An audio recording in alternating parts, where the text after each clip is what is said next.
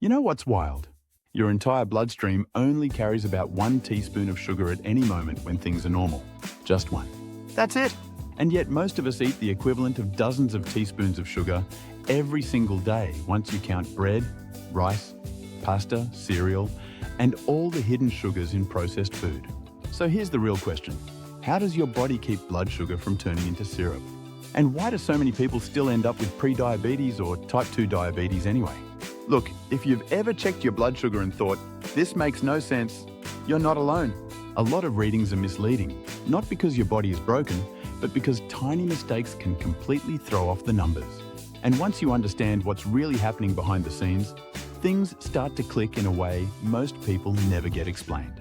Here's the part most people don't realize. Blood sugar is tightly controlled by insulin. Think of insulin like a vacuum cleaner pulling sugar out of your bloodstream and stuffing it into your muscles, your liver, or turning it into fat when storage is full. That's how someone can eat a huge amount of sugar and still only show a couple teaspoons in their blood. The problem is, over time, when you're constantly eating carbs and snacking all day, your cells start ignoring insulin. That's insulin resistance. Now sugar can't get into cells easily, so it stays in the blood. And your pancreas responds by pumping out even more insulin. That's when things spiral. What makes this even stranger is that in people with type 2 diabetes, most of the sugar in the blood doesn't even come from food. It actually comes from the liver.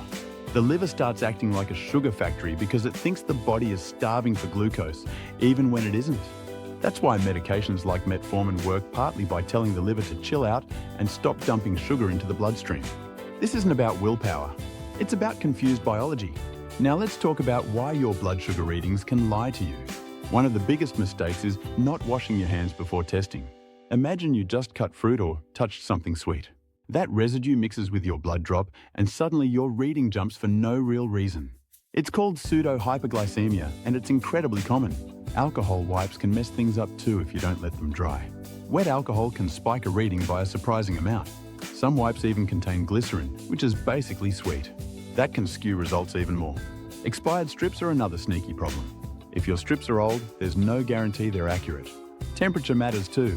If you were just in a sauna, took a hot shower, or jumped into cold water, your blood sugar reading can swing up or down dramatically. Even squeezing your finger too hard can dilute the blood sample with tissue fluid and make your number look lower than it really is. It sounds small, but these things can change readings by 20 or 30 points. That's the difference between normal and diabetic on paper. And then there's the timing. If you're using a continuous glucose monitor, it's not measuring blood directly. It's measuring fluid between your cells. That means there's a delay. You eat, your blood sugar rises first, and the sensor shows it later. If you compare that to a finger stick right after a meal, they won't match. That doesn't mean one is wrong. It just means they're measuring different things at different times. That's why consistency matters more than perfection. If you check after meals, do it the same way each time, usually 1 to 2 hours after eating. Coffee is another curveball. Caffeine raises stress hormones like adrenaline and cortisol, and those tell your liver to release more sugar.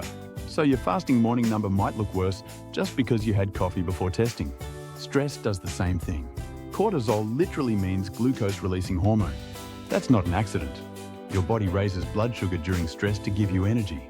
So if your life is chaotic, your numbers may reflect that more than your food. You've probably heard of something called the dawn phenomenon. That's when your blood sugar is high in the morning, even though you didn't eat anything. It feels unfair, right? But what's happening is your body releases cortisol in the early morning hours to wake you up, and your liver responds by dumping sugar into the bloodstream. In people with insulin resistance, especially in the liver, this effect is stronger. So you wake up with higher glucose than expected. It doesn't mean you failed. It means your liver is still resistant to insulin.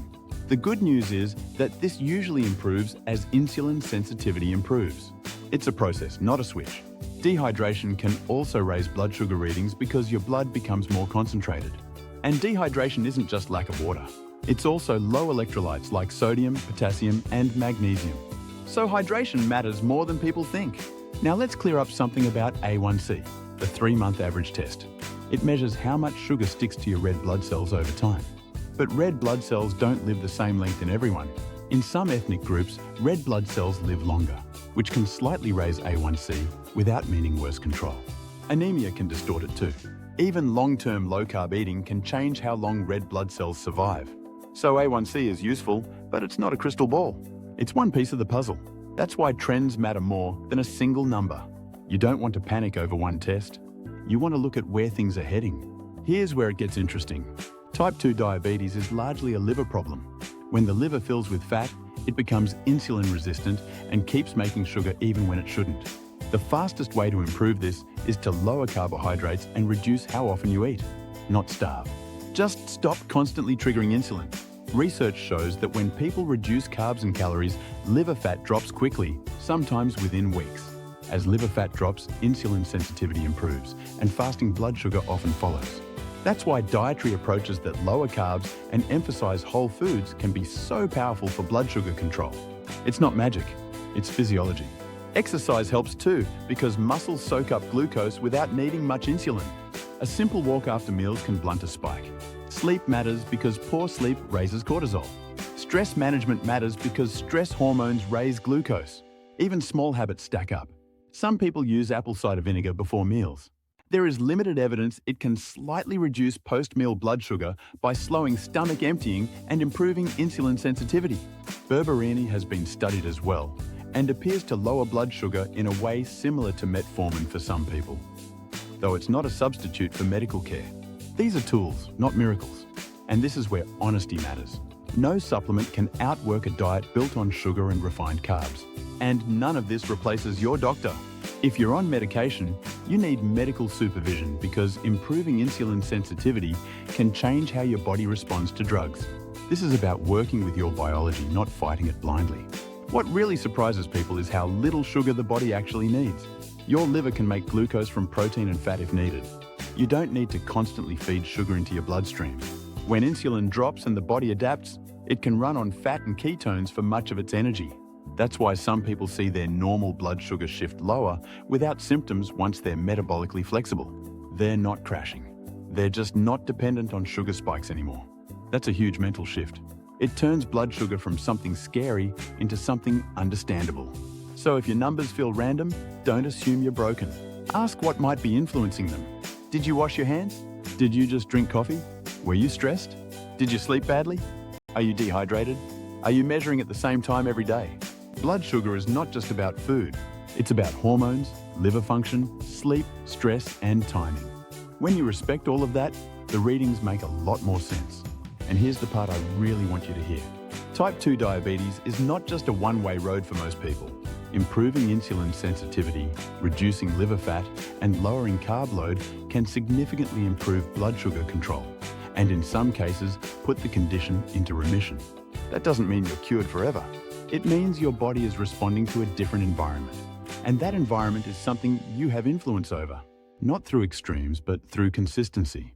If this changed how you think about blood sugar, even a little, hit subscribe, because I break down health science like this every week. Real research, no fear tactics, just useful information you can actually apply.